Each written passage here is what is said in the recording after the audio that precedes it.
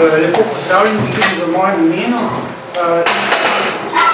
Danes mi je posebno veselje, ker bomo govorili o Eulerju, tako da bo to predavanje tudi neke vrste reklama za zgodovino matematike, kajti Euler je takšen matematik, ki se ga v okviru zgodovine matematike najlepše da obravnavati. Ogromno materialov je v njem, ogromno je njegovih del in pač tudi kot matematik in osebnosti je izredno zanimiv.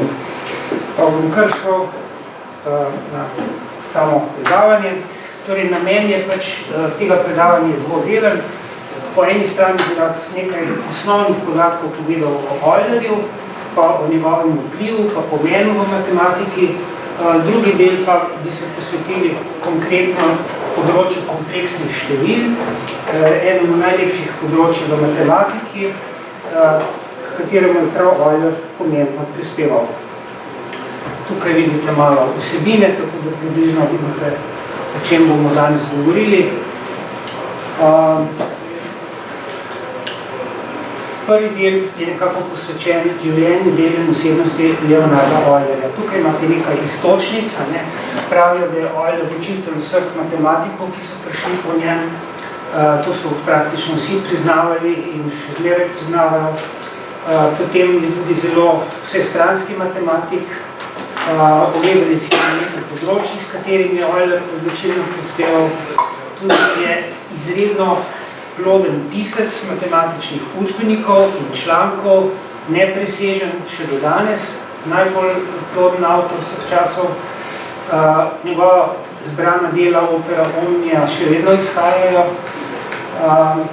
Potem bomo malo se dotaknili tega, da nekateri menijo, da njegova matematika ni bila dovolj stroga, vsaj ne za današnje standarde.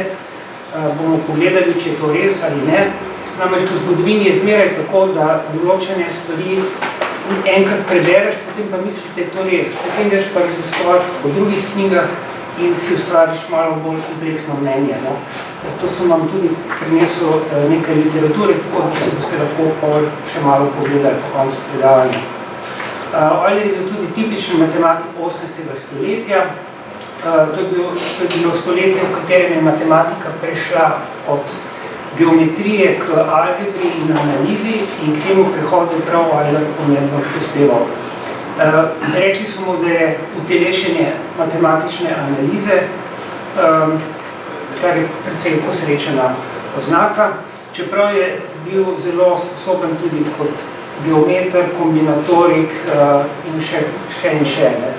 Poleg tega, da se je ukvarjal z matematiko, se je ukvarjal tudi z različnimi bolj praktičnimi deli, tudi s mehaniko, s fiziko in kartografijo. Opravljajo cel kup nalog v službi kralja Friderika, pa na ruskem dvoru, tako da je bil stalno nekako zaposlen.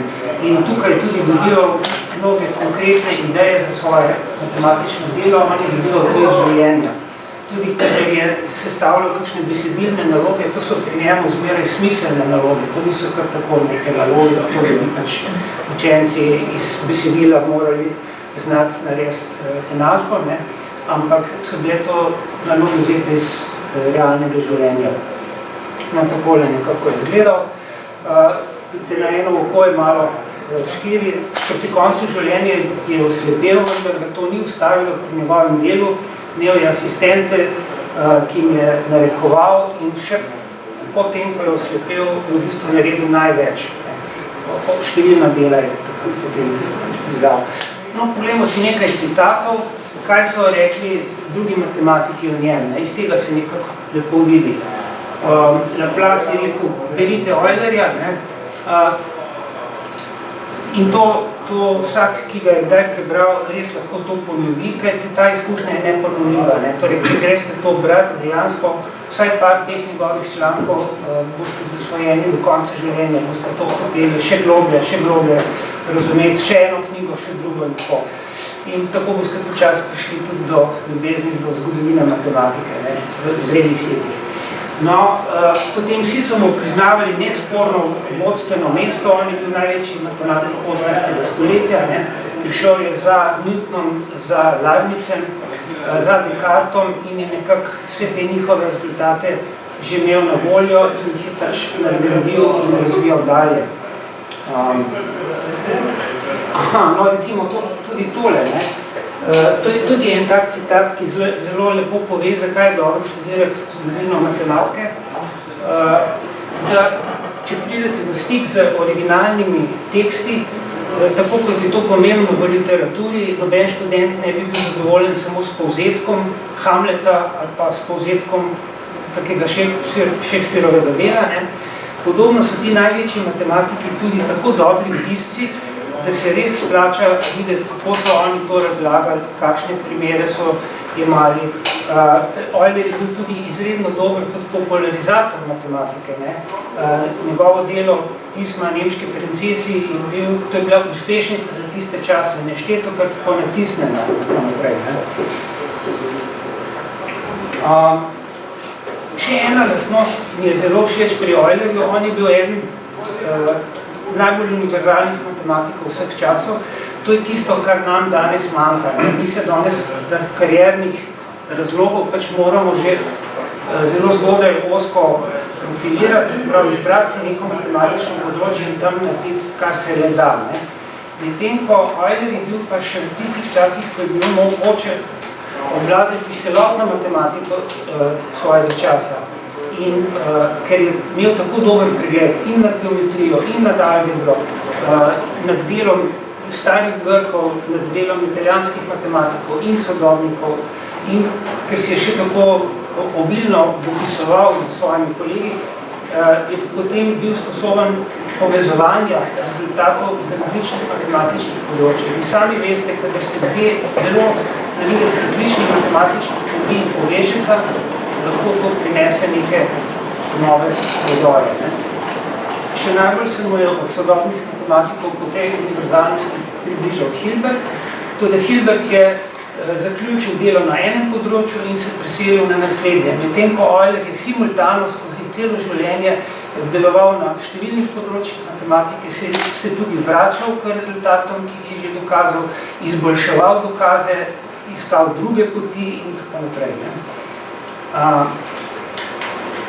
Vidite tukaj nekaj področij, s katerimi se je poleg matematike še ukvarjal. Mehanika, fizika, astronomija, gibanje planetov, optika, pa tudi neke topologije in teorije grafov, neke začetke najdemo pri njem. Torej, tudi samo na kratko opisati, z čem vse se je ukvarjal, zato bi potrebovali nekaj ur, tako da tega niti ne bom poskušal delati. Samo nekaj kratkih suhoparnih podatkov. Poglejte, koliko je teh njegovih zbranih del. Od tega približno 29 zvezkov je posvečenih matematiki, 31 mehanike in astronomiji, 12 zvezkov je fizike in potem so še njegova korespondenca.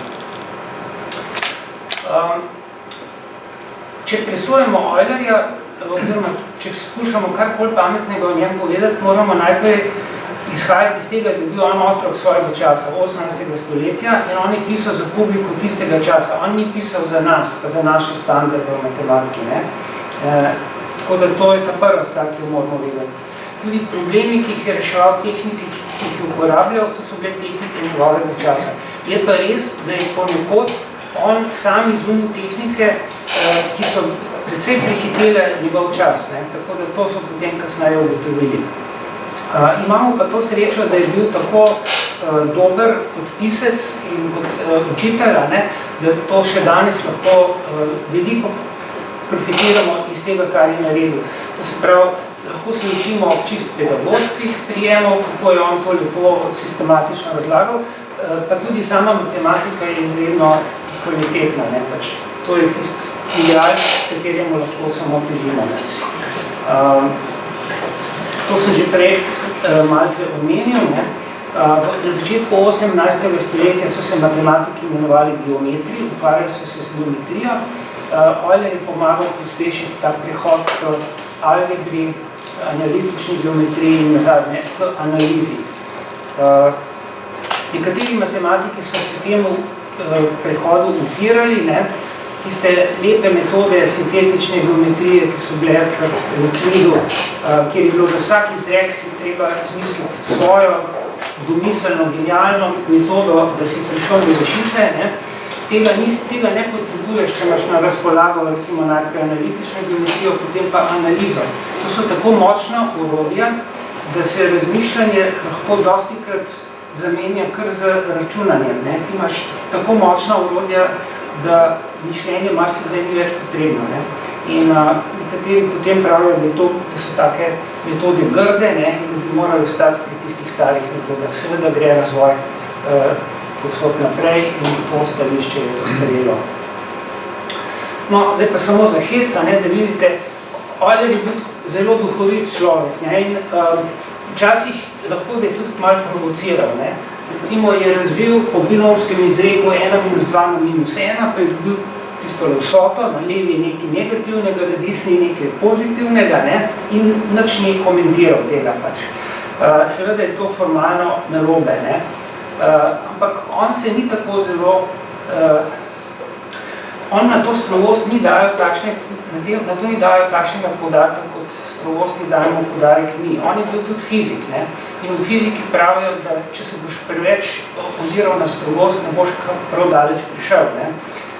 Fiziki dostikrat izumijo neke metode, ki jih matematiki šele po 100 letih znajo utemeljiti. Primer, kar je Diracova delta funkcija, je bila najprej uporabna v fiziki, potem so šele prišel Schwarz s teorijo distribucije, to postavil na matematične temelje, tako da to se stalno pojavlja.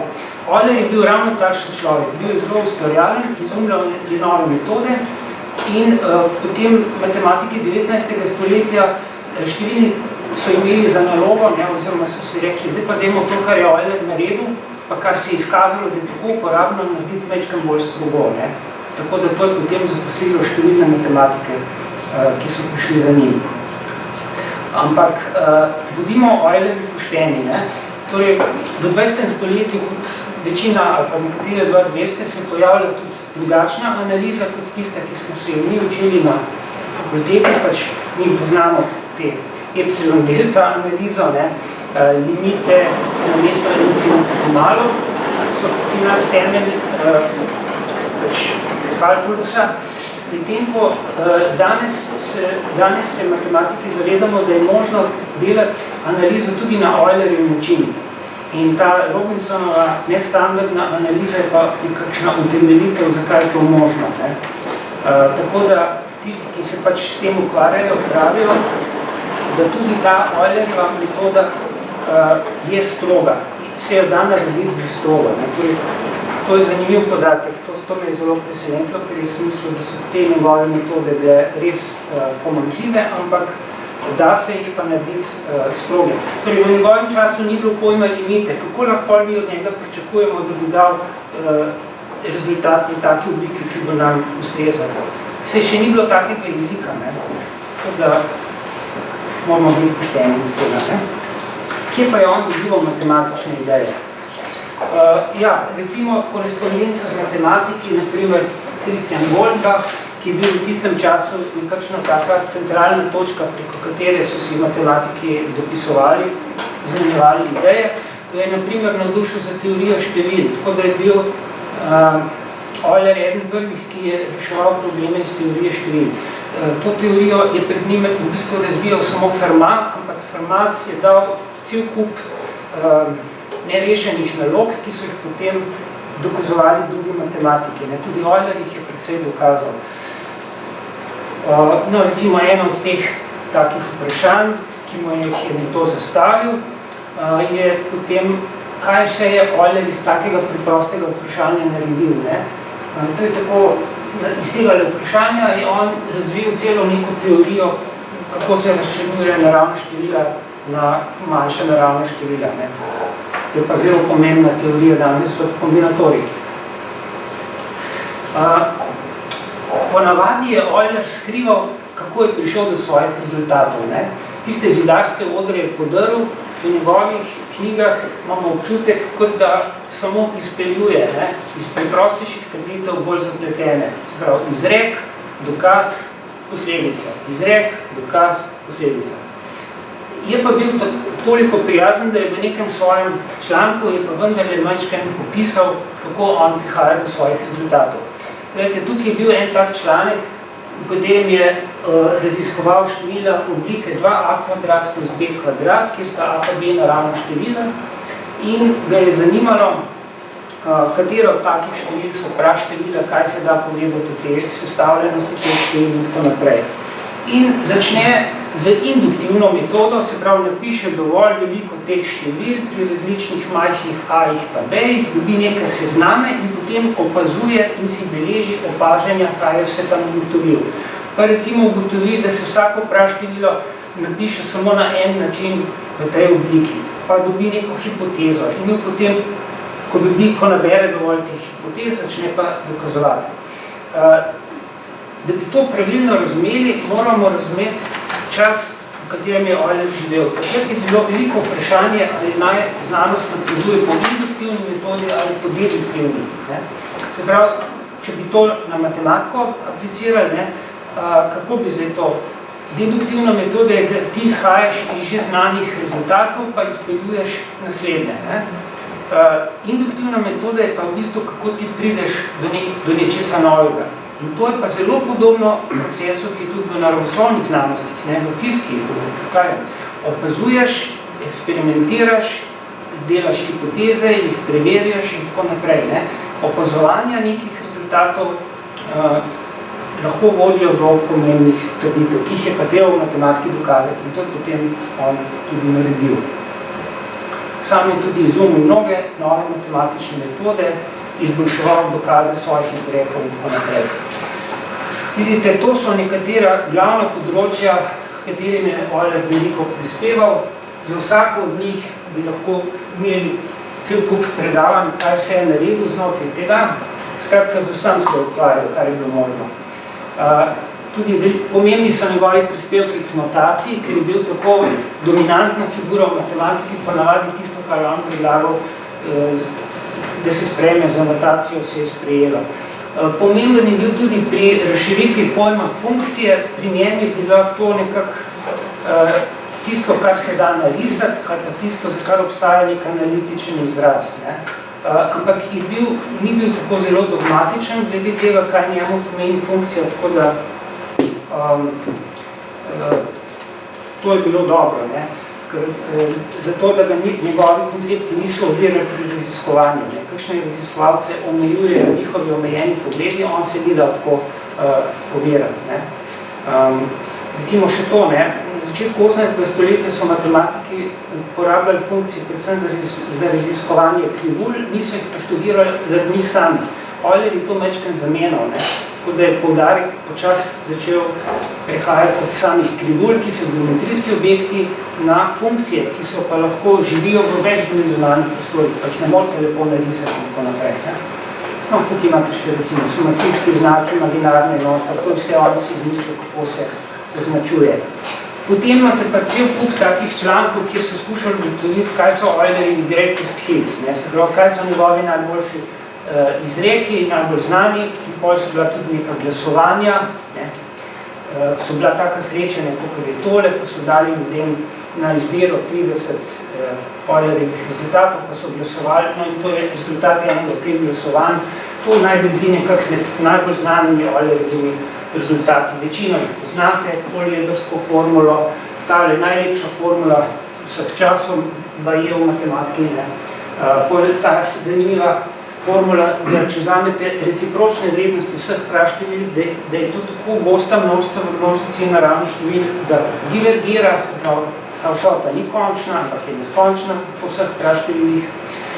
Pomemben je pri obravnavi rodovnih funkcij, v teoriji števil je znan ta Euler-Fermatov izrek, pa spet, da se da vsaka praštevil oblike 4x1 na en sam način zapisati kot vsota dveh kvadratov in tako naprej. Ukvarjal se tudi z razvedrilno matematiko, je raziskoval, ali lahko skakač obišče vsa polja šahovnice 8x8, pa se spet vrne na začetek. To je on bil tisti, ki je našel te odhode. Pa seveda poznate problem Königsberških mostov, ali se da določene mostove obiskati, tako da greš čez vsakega, pa se vrneš nazaj in ta problem nekako velja za začetek teorije grafov, ki je danes ena najpomembnejših teorij v diskretni matematiki. Pa še teh prispevkov, koliko hočemo. Recimo Eulerjeva premica, imam tole tlele.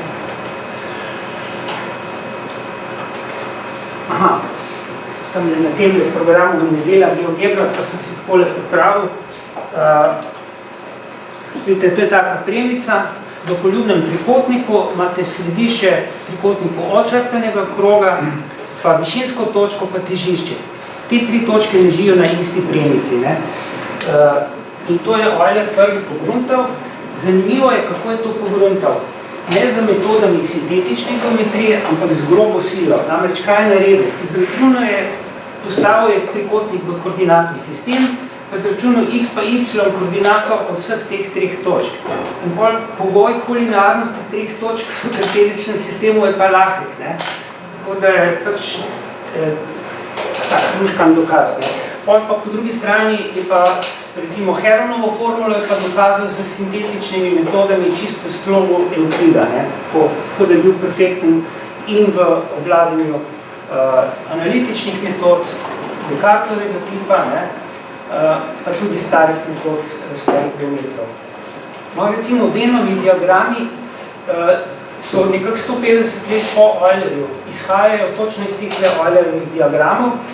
Tukaj niso bili, recimo, to še niso bili mišljeni tako, kot mi danes razumemo Venove diagrame, da to predstavljajo neke relacije med množicami, množica, podmnožica, presek, unija in tako naprej, ampak nekako bolj relacije med trditvami, kako bi rekel. Tale diagram tukaj, je rekel, to meni pomeni najmanj te 4 stvari. Nekateri A so v B, nekateri B so A, nekateri A niso B, nekateri B niso A.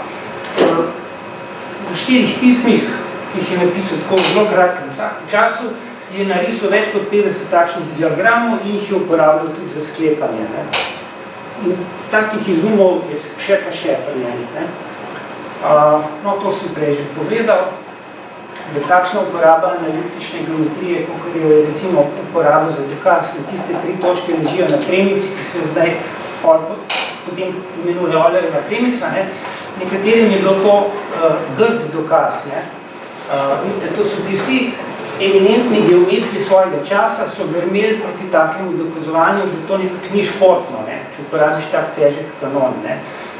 Človek bi se moral pomučiti, pa na sintetični način dokazati stvari. Zgodovina se ponavlja, vsi veste, tam nekje leta 1976, ko je bil izrek 4 barv končno dokazan z računalnikom, so tudi mnogi matematiki, mislim, da je bil celo Erdős, so bili proti temu, so rekli, to pa ni lepo, mislim, da se na tak način dokaže. Danes je dokazovanje z računalniki standardni del našega dela. Tako da pač zgodovine se ne da zastaviti. Kogar zanimajo dokazi, ki so možni, recimo geometrijskih izrekov, s kompleksnimi števili, jih lahko najde v tej knjižici, najprej nekaj okrog. Namreč tale izrek o Eulerjevi premici se krasno dokaže tudi s kompleksnimi števili. Ideja je pa ista, pač določiš koordinate točk kot točke v Gaussovi ravnini in pokažeš, da leži na isti premici. No, potem Euler je bil tudi mojstrski pisec učbenikov. To je tudi ena veščina, ki jo mi danes ne gojimo. Če napišeš učbenik, to ni tako pomembno, kot če napišeš nek raziskovalni rezultat, kar je pa škoda. To, da znaš povedati tudi kakšen stavek o matematiki, je lahko ravno tako pomembno, kot da znaš nekaj izračunati ali pa dokazati. Na hitro, zelo na hitro nekaj o Eulerju, ker rad bi imel še malo časa potem za kompleksne števila.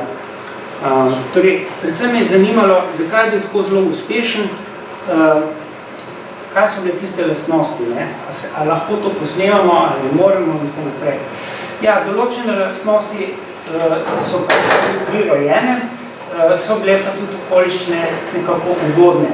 Že zelo zgodaj je imel za mentorja najboljšega matematika svojega časa, to je sprav Johana Bernoulija, ki mu je dajal za brat izbrano literaturo, se z njim enkrat na teden pogovarjal in Euler ga je opisoval kot zelo prijaznega, da mu je na ta način zelo veliko pomagal. Čeprav Bernoulli sicer ni bil tako zelo prijazen mož, ne, ker ampak Euler je bil tako talentiran, da bi za tega v bistvu verjetno tokrat.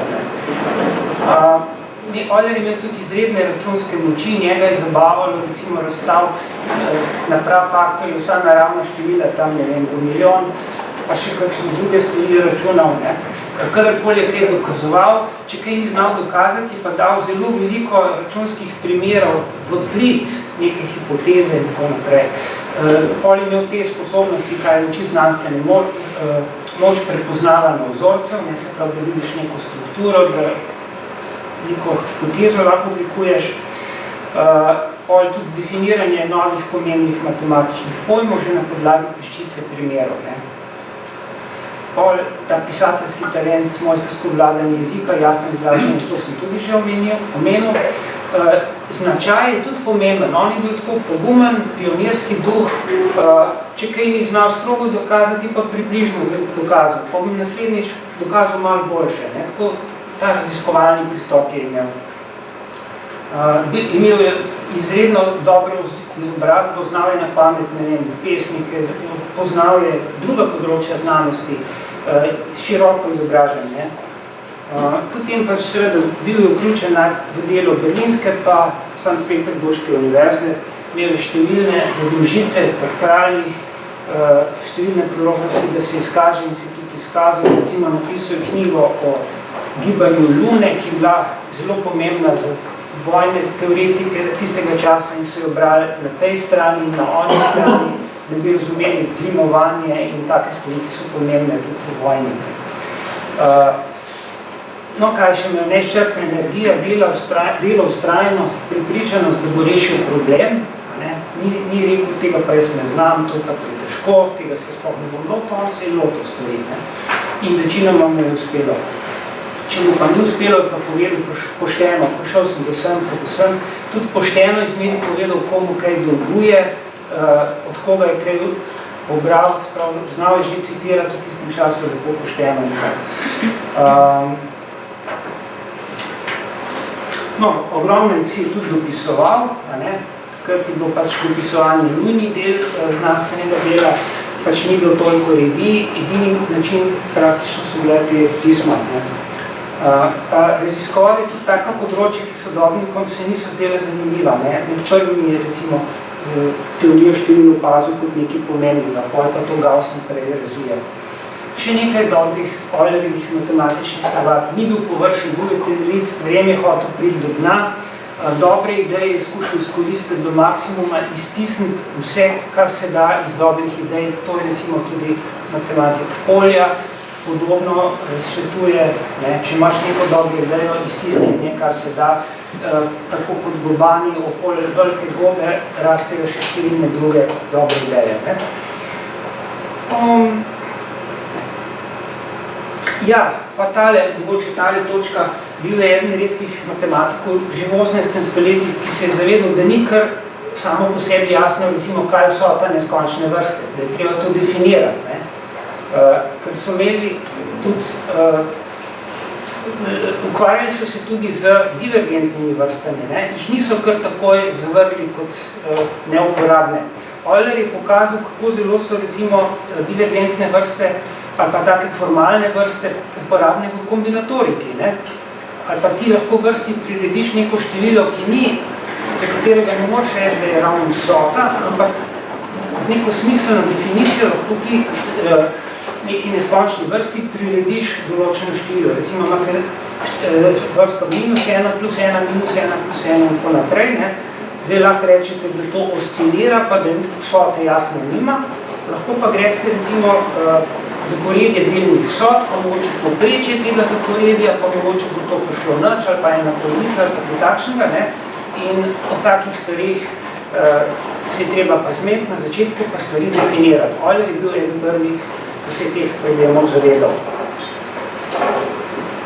No, to bi šel pa zelo na hiter skozi, ker to je pač življenjepis, nekaj posebej pomembnega, pač uspešna kariera, lepa starost, srečen zakon, veliko otrok,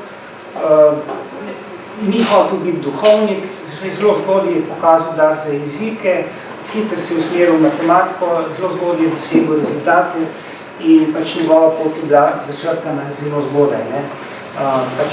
Pa ta vpliv Bernoulija je treba povedati. Bernoulli je bil po svojem času, Johann Bernoulli, največji matematik in si predstavljate, da če je tak talent, kot bil pa Euler, prišel pod njegovo mentorstvo, da iz tega res moralo nekaj nastati. Ni bil pa Bernoulli Eulerjev učitelj, ni ga on učil, on ga je bolj usmerjal, bil je bolj nekaj vrste mentor. Ampak že sama ta ideja, da mu rekel naj bere te pač dobre avtorje, to se mi zdi zelo pomembno, ker mi to dostikrat pozabljamo. Mi rečemo našim študentom, kaj vam preberite, rešite tele pa tele naloge, pa pridite na izpit, pa je to.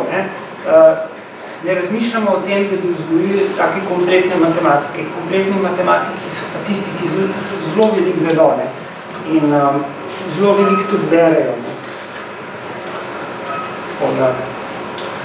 Z leti se pa odnos med učiteljem in učencem spreminjal, Euler je bil zmeraj močnejši in to mu je Bernoulli tudi priznaval in rekel, jaz sem nekako analizo razložil ali pa jo razlagam takšno, kot je bila v svojih začetkih, v njenem otroštvu, ti si je pa dal odraslo zrelo podobo.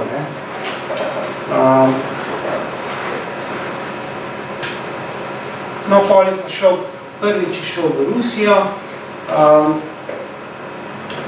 dobil je potem tam pač pomembno mesto, dolgo leta živel tam, potem se je pač vrnil v Berlin.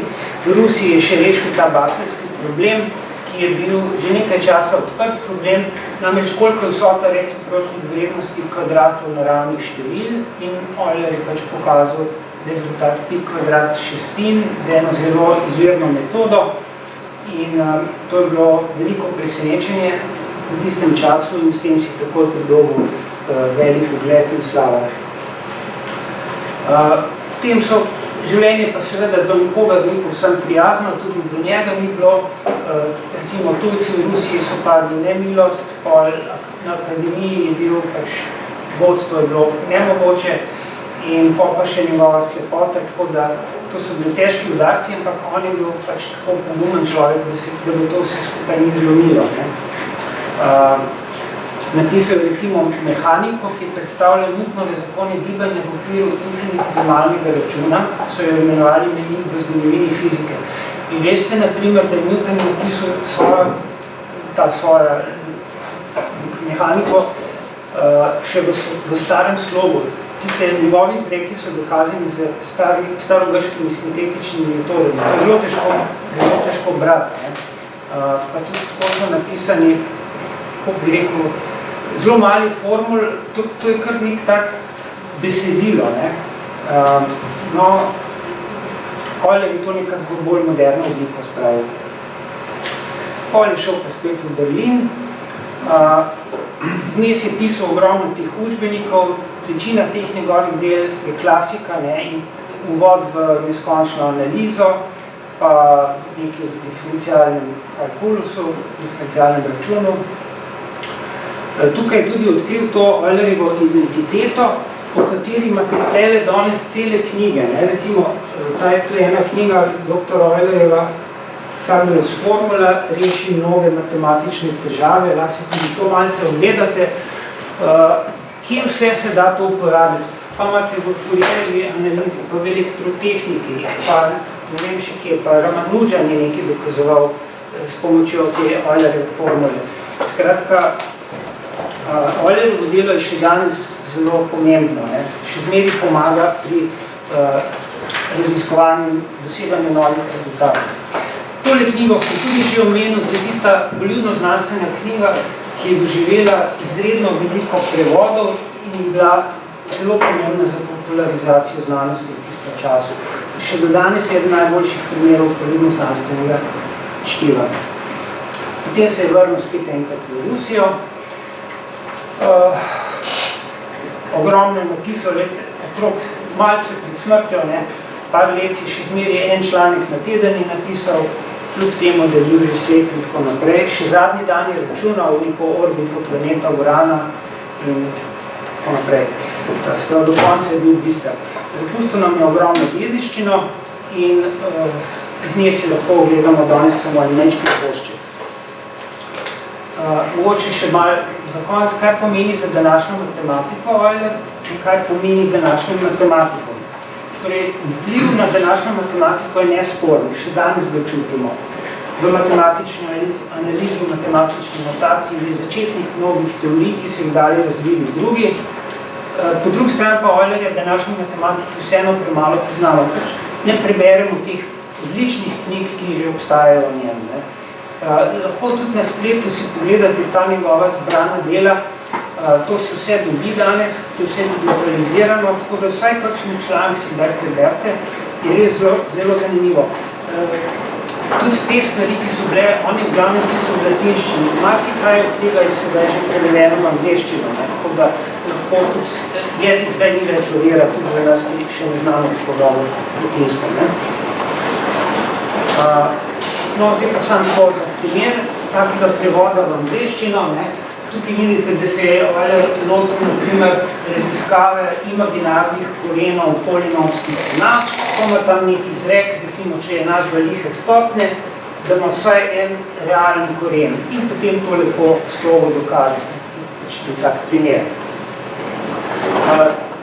Ogromno literature o Eulerju, bom dal še tele dve knjigi naokrog, to je ta Euler mojster nas vseh, tukaj imate na kratko recimo povedano, kaj je Euler naredil na področju teorije, števila algebre, geometrije in tako naprej. Tole pa zgodba o samem razvoju kompleksnih števil, to je zdaj ta drugi del predavanja. Iz tele knjige sem dosti črpal, ampak to, kar boste slišali, je samo majhen košček. Tako da to predavanje je mišljeno bolj kot ena motivacija, da res posežete po kakšnih od teh odličnih knjig. Tukaj imate celotno zgodovino razvoja kompleksnih števil. Že v antiki so bili neki začetki, ki so pa pol zamrli, no o tem bom pa še kaj povedal. To je bil ta prvi del, zdaj pa gremo malce na kompleksna števila. Spet zelo ambiciozen naslov, zgodovina, teorija in uporabe. V glavnem bom majčkrat povedal, kaj so naredili Eulerjevi predhodniki, zakaj je Euler pomemben na tem področju, pa kaj še sledilo za njim. No, recimo Heron iz Aleksandrije je zamudil priložnost za odkritje kompleksnih števil. On je računal, na primer, volumen presekane piramide, ampak to ni bila taka običajna, ampak je bila takole navzgor obrnjena. In zaradi tega razmerja med spodnjo pa zgornjo stranico, ki je bila zgornja večja, ko je računal po formuli, je dobil pravilni rezultat kvadratni koren iz negativnega števila. In kdo iz kakšnega razloga je pol tisto negativno število spremenil v pozitivno. Ampak če bi tam ustrajal, ker je računal prav, bi dobil negativno število pod korenom, bi lahko veljal za odkritelja kompleksnih števil, kar nažalost to možnost zamudno. Moramo vedeti, da celo negativna števila matematiki nekoč niso priznavali kot polnovredna. Recimo Diophant v svoji aritmetiki smatrao negativne rešitve enačb za nesmiselne. In to se je pol nadaljevalo še tam nekje do srednjega veka. In se potem odraža pri reševanju enačb 3. pa 4. stopnje, kjer se pa potem res, tukaj pa nastopijo zdaj kompleksna števila prvič zares. No, recimo že Omar Khayyam je bil eden prvih, ki je reševal enačbe 3. stopnje, pa jih je razdelil na 6 razredov, zaradi tega, ker ni dopuščal negativnih koeficientov. Pa to so bile vse enačbe brez kvadratnega člena in za vsako posebej teh 6 tipov je podal neke metode, kako bi se dal rešiti kakšen primer. Mislim, da še nimam čisto splošnih formul. To so bile tako bolj geometrijske metode. Algebraične metode so pa našli tele italijanski mojstri. Oni so se ukvarjali z enačbami 3. in 4. stopnje. Problem je bil v tem, ker niso imeli še simbolov. Niso imeli teh algebraičnih simbolov, kot jih imamo mi. v bistvu šele čez nekaj desetletij pol, ko je nastopil François Briet, ki je recimo količine začel označevati s črkami, je bil šele vzpostavljen pogoj, da se začne te enačbe reševati tako učinkovito. Prej si moral, če si hotel takole enačbo rešiti, cel kup stavkov povedati, to je bila neke vrste retorična algebra. Nisi imel simbolov, da bi opisoval te transformacije enačbe. To je lahko predstavljamo, koliko je bilo to težko. Tehle mojstrov, ki so se ukvarjali s takimi enačbami, vidite tukaj kar precej.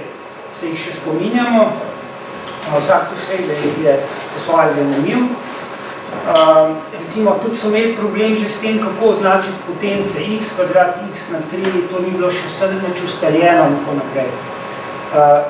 Kaj je bila pa njihova želja? Njihova želja je bila pa to, da bi po vzoru rešitev za kvadratno enačbo, ki vsi pač poznamo tiste formule, da bi našli take formule, v katerih bi nastopili neki koreni, tudi za enačbe tretje, pa četrte, pa še višjih stopenj. To je bila ideja.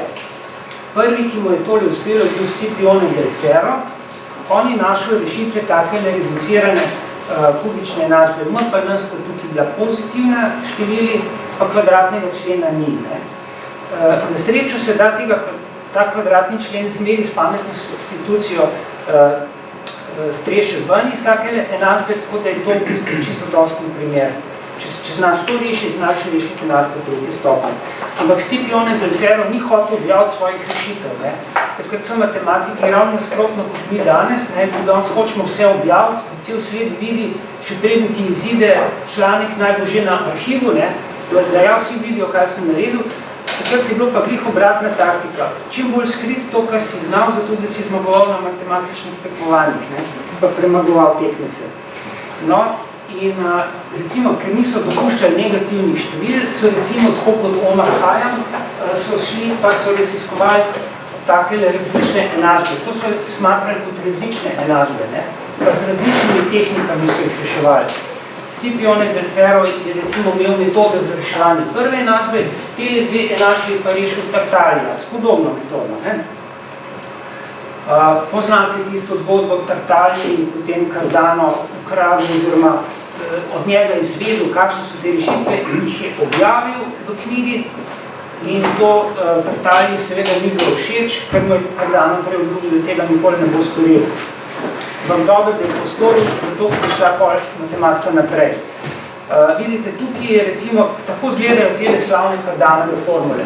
Rešitev je zapisana v obliki vsote dveh kubičnih korenov. In zdaj seveda si lahko predstavljate, če pri neki pametni kombinaciji n-ja pa m-ja se vam tukaj lahko pojavijo koreni negativnih števil. Recimo lahko dobite za tole enačbo, x na 3 je 6x plus 4, če greste to po Cardanovih formulah dejansko izračunati, se vam tle pojavijo koreni z negativnih števil.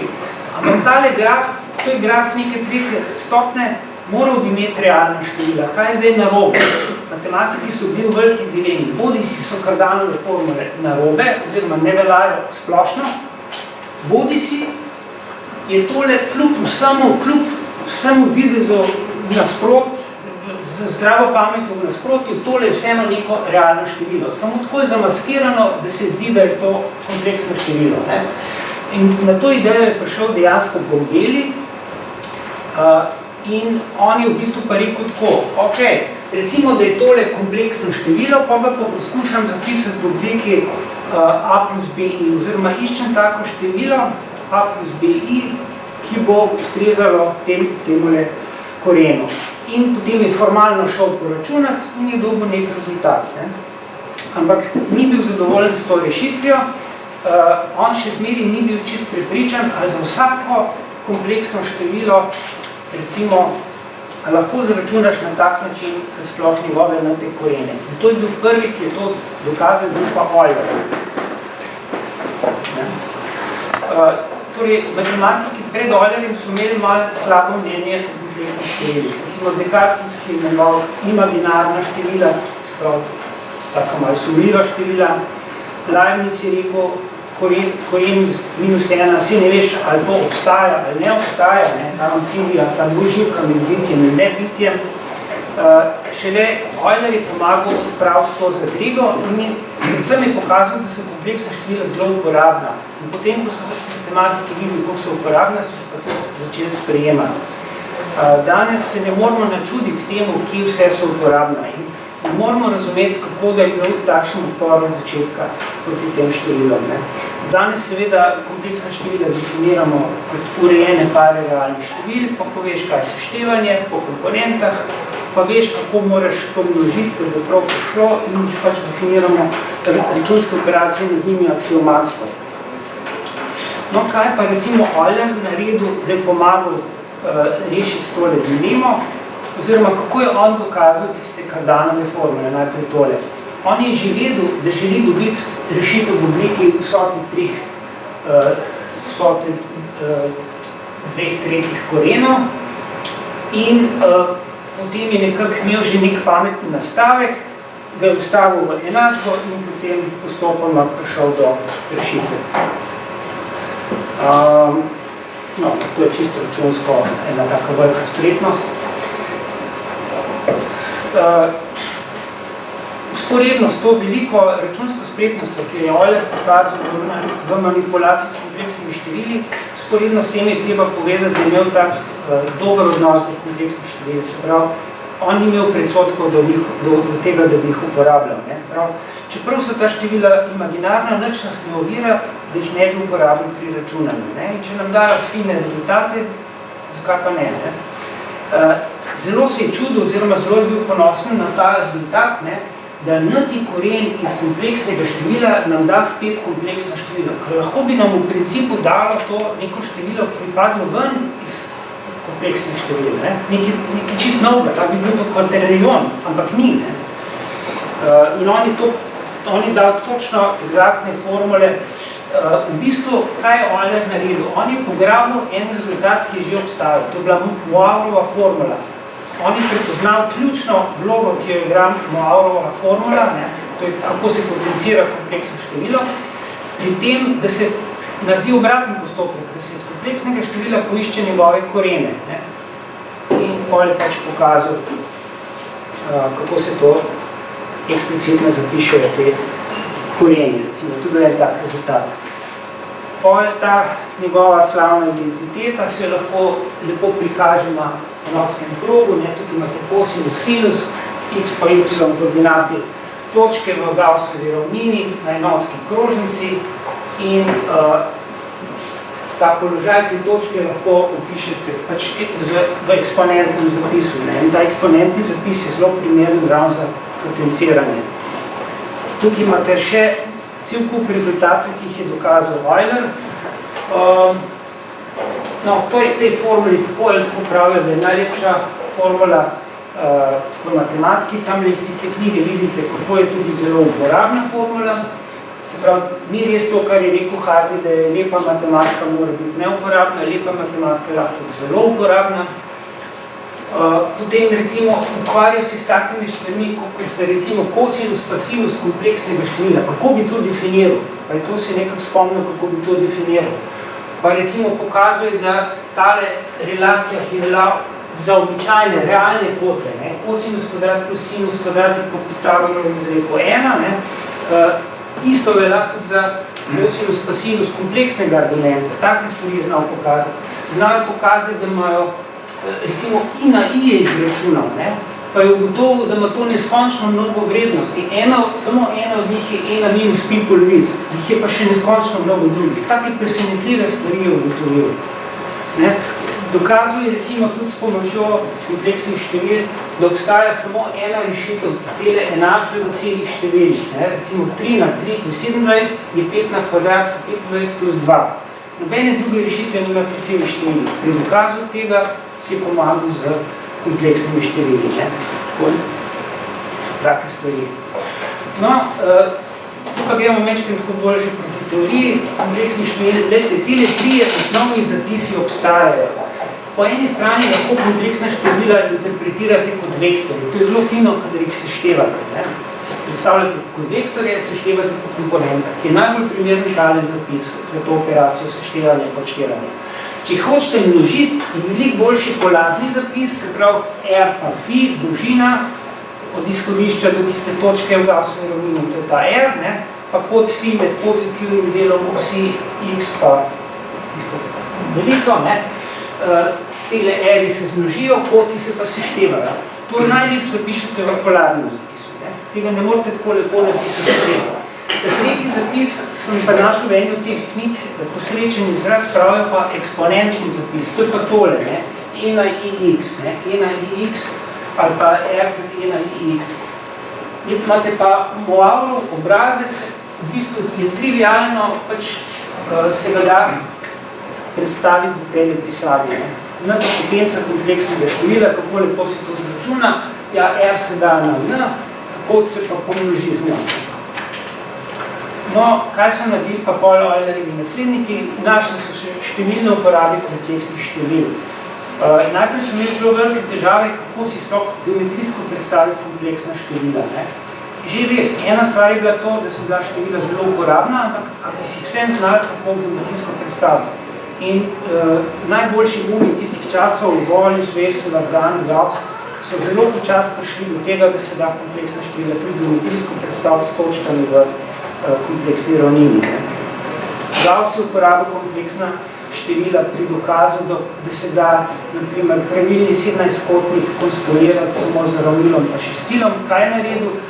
Tisti kosinus tistega kota, ki nastopa pri 17-kotniku, je nekako izrazil za samimi koreni, pa sotami korenov in tako naprej. No? To je pač tisto, kar je zadosti, da se da nekaj konstruirati z ravnilom pa šestilom. Ta potrebni pogoj je izpolnil. Pa povedal je, katere n-kotnike se da na tak način izraziti. Zelo pomembna je pa tudi tale stvar, ko se je okoli leta 1850 razvila teorija matrik, je prišlo do ideje, da se da kompleksna števila tudi predstaviti z 2x2 matrikami. To idejo so bolj razvili naprej.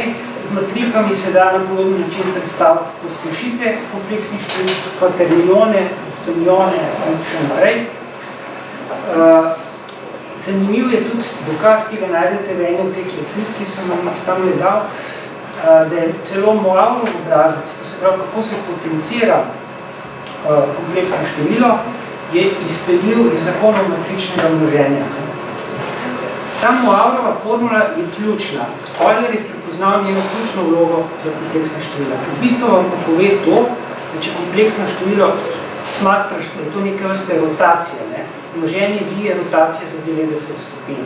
Množenje s kakšnim drugim številom, E na in phi, je rotacija za kod phi.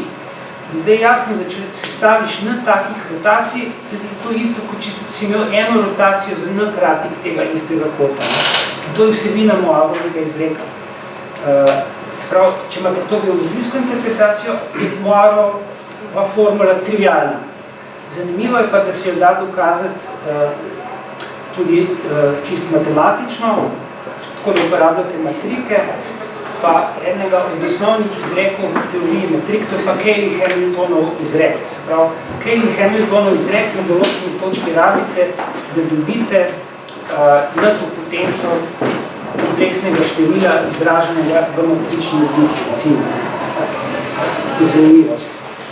No, to sem da v bistvu povedal. Poleg tega, ponavadi kompleksna števila predstavljamo na kompleksni ravnini, če pa uporabite stereografsko projekcijo, kaj je to? Recimo, če postavim takole kroglo na vrh ravnine, pa iz severnega pola projiciram točke iz krogle proti ravnini, dobim neke vrste direktivno korespondenco med točkami na ravnini, pa med točkami na krogli. Samo ta severni pol nima svojega para na ravnini. No, ampak če še ta severni pol dodate k tem točkam, ki ste jih projicirali nazaj na kroglo, dobite pa Riemannovo sfero. In določene koščke v kompleksni analizi je fino predstaviti v tej obliki s pomočjo te predstavitve. No, tukaj sem zbral še nekaj uporab kompleksnih števil, mogoče malo manj znanih. Kaj vem, recimo v aritmetiki za reševanje Fibonaccijevih rekurzivnih enačb. V geometriji za dokaze geometrijskih izrekov. Pol recimo za konstrukcije takih gibljivih konfiguracij točk pa premic, ki imajo neko rotacijsko simetrijo. Tam, če želite dokazati, da je določen sestav premic lahko realizirate v ravnini, pri tem, da imate tisto rotacijsko simetrijo, rabite v dokazu kompleksna števila, da se vam bo vse poklopilo. Ne? In to so stvari, ki se delajo zdaj, ne? Se pravi, dvemi leti, ali pa celo lani so in zelo fini članki o, recimo, o konfiguracijah točk pa premic v ravnini z visoko rotacijsko simetrijo. In to so konfiguracije, kjer leži na vsaki premici recimo 5 točk, pa skozi vsako točko gre 5 premic te konfiguracije, pa še gibljive so. Prav, imate nek parameter, eno točko lahko premikate, recimo tako kot v algebri, ne, in se vam cela struktura mečken spreminja po obliki in incidence ostajajo pa iste. Zadnji matematična mašinerija, ki je rabite, zato so pa kompleksna števila. No, pol v elektrotehniki sploh imajo zelo radi kompleksne števila, tam imajo tista oscilirajoča nihanja, tokovi, sinusni, kosinusni, ne. Pol govorijo celo o nekih negativnih frekvencah, pa tako naprej, ne. To so vse pol zadnje kompleksne števila. Pol v teh knjigah, ki sem vam tam pokazal, imate tudi take izpeljave, naprimer Keplerjevih zakonov. Se da zelo lepo s pomočjo kompleksnih števil, se da tudi dosti elegantne dokaze tretjega in drugega Keplerjevega zakona. Pol v Einsteinovi relativnostni teoriji, v tisti metriki, v prostoru v času, nastopa neke vrste imaginarni čas, ne? Se pravi za I pomnožen čas. Ne? In to pol se pokaže v tej metriki, ki je edina invariantna za Lorentzovo transformacijo, kot je to Einstein pač ugotovil. Pa še v astronomiji, to so se pa že stari matematiki vpraševali, zakaj nekateri planeti, če jih opazujemo, se na videz gibljajo retrogradno. To se da tudi zelo lepo s pomočjo kompleksnih števil pojasniti. Si predstavite te planete v ravnini, v Gaussovi ravnini in njihove tire opisujete s kompleksnimi števili in potem se da pokazati, zakaj se morajo gibati na videz retrogradno. No, še tole v geometriji, za dokazovanje izrekov, to se že prej povedal, kako se pa tukaj to dela. Ja, recimo najprej poveš, kako se razni izreki s trikotniki dokazujejo s pomočjo kompleksnih števil. Ta prve relacije, ki jih je dokazal tisti avtor te knjige uporaba kompleksnih števil v geometriji, so recimo tega tipa. Najprej pove, kako se tri točke, kdaj so polinearne. Pol pa recimo pove, kako konstruiraš, če so tri točke, oblikujejo enakostranični trikotnik, kakšne so relacije med ustreznimi kompleksnimi števili. In ko imaš to enkrat narejeno, je praktično trivialno dokazati recimo Napoleonov izrek. Kaj pravi Napoleonov izrek? Če vzamete poljuben trikotnik, pa nad njim konstruirate tri enakostranične trikotnike, v vsakem od njih poiščete težišče, pa povežete ta težišče, to spet enakostranični trikotnik. In to se trivialno pokaže s tem, ne, da pokažeš, da je relacija med temi tremi točkami taka, da se ti vektori pač na nek pametni način se štejejo kot kompleksna števila. Pa recimo tale Morleyjev izrek, tega, ta je bil pa nekje na prelomu 19.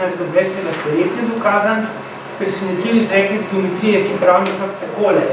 Če vzameš poljuben trikotnik v ravnini, pa razdeliš na tri dele kote, ki grejo iz vsakega oglišča, pa če poiščeš tale tri presečišča, pa je ta trikotnik zmeraj enakostraničen.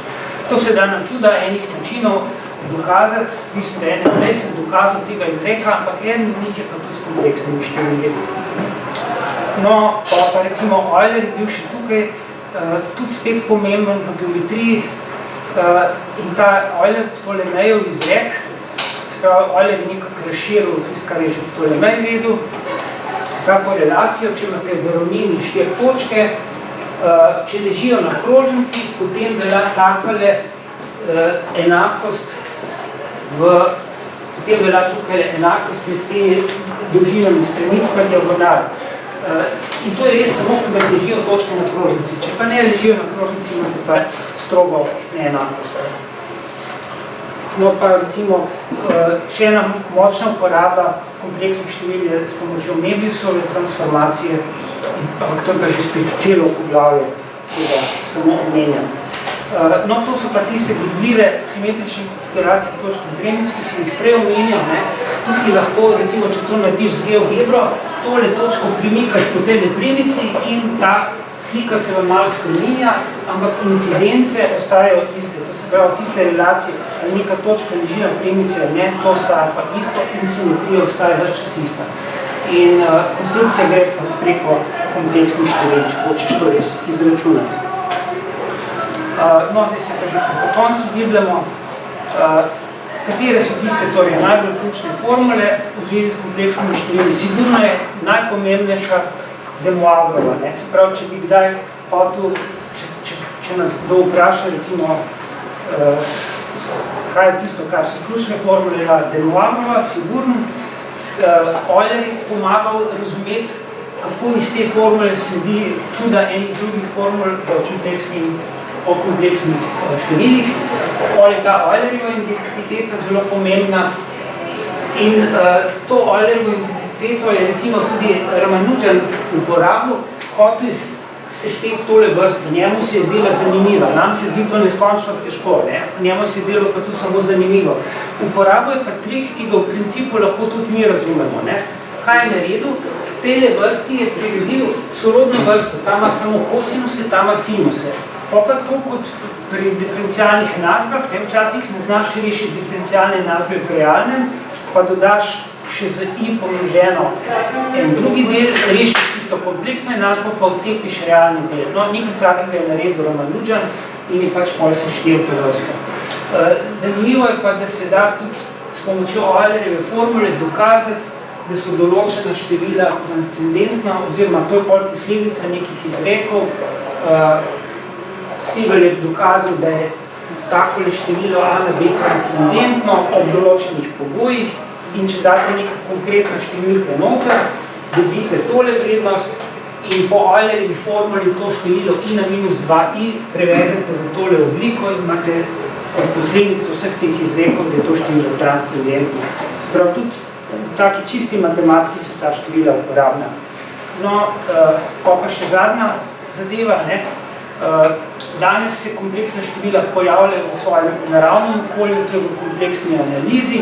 Tukaj igra pa po mojem ravno tako ključno vlogo, ko sta da prej Eulerjeva identiteta pa Moivrov izrek, recimo Cauchyjev integralski izrek, iz katerega sledijo pol osnovni izreki naprej. To teorijo so pol razvijali Cauchy, Riemann, Weierstrass in mnogi drugi, uporabe so zelo številne. Danes tudi pravijo, najkrajša pot za dokazovanje izrekov v realni domeni poteka prek kompleksne domene, to je ta Hadamarov slavna misel, ampak o kompleksni analizi se danes ne moramo govoriti, ker to bi zahtevalo celo novo predavanje, tako da s tem bi jaz počal ta pregled tega razvoja, teorije kompleksnih števil, pa približno sem vam skušal povedati, na kakšen način je Euler prispeval k temu področju. Tu je še nekaj literature. To predavanje bom nakratko tudi, tako kot sem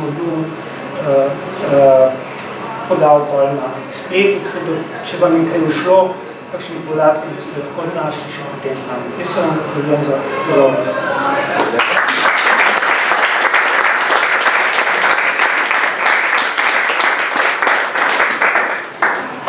Kakšno vprašanje? Še nov izrek? Imate vaš najljubši Eulerjev rezultat? Je kakšen Eulerjev rezultat, ki vam je najljubši? Meni je najljubši Eulerjev poliedrska formula. Pa potem, če si greste to prebrati, tisto knjigo Lakatoša, Proofs and Refutations, kjer opisuje, kako ta Eulerjeva poliedrska formula, za katere poliedre velja, pa za katere ne velja. Torej, redko kdaj rečejo ljudje, da je matematika zabavna, ampak če greste tisto knjigo brati, se boste pa zelo zabavali, ker je res fenomenalna. To je pa tako napisano v obliki učitelj, pa učenci alfa, beta, gamma, delta. Vsak ima nek svoj značaj, pa na svoj način komentira, kaj so poliedri, kaj niso poliedri in tista debata tako zelo živa.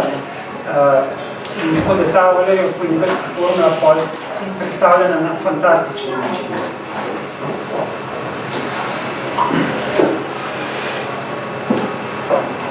Kaže, ni dodatnih vprašanj, tako da še enkrat bi se predavatelju lepo zahvalili.